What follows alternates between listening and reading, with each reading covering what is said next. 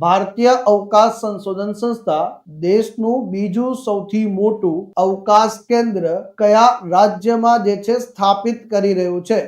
તો જવાબ આવશે ભાઈ ગુજરાતમાં. તો દેશનું બીજું સૌથી મોટું સ્પેસ સ્ટેશન જે છે ગુજરાતમાં બનશે સાહેબ. ઈસરો દ્વારા જે છે જાણકારી આપવામાં આવી છે. દેશનું બીજું સૌથી મોટું અવકાશ મથક જે છે એ સ્થાપવા જઈ રહ્યું છે. 10,000 કરોડનો જે છે આ પ્રોજેક્ટ છે સાહેબ.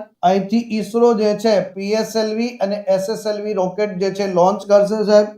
આનું જે છે ખૂબ જ સ્થાન વ્યૂહાત્મક દ્રષ્ટિએ મહત્વપૂર્ણ છે અને ભૂમધ્ય રેખાની નજીક છે.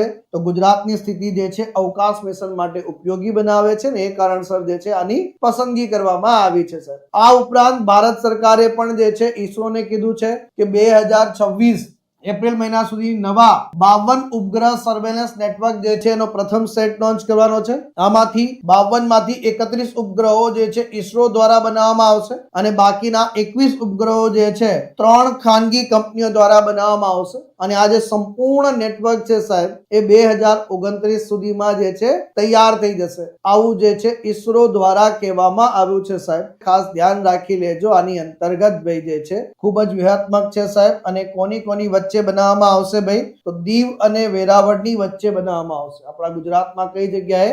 દીવ અને વેરાવળની વચ્ચે જે છે બનાવવામાં આવશે. એ પણ ખાસ ધ્યાન રાખી લીધો.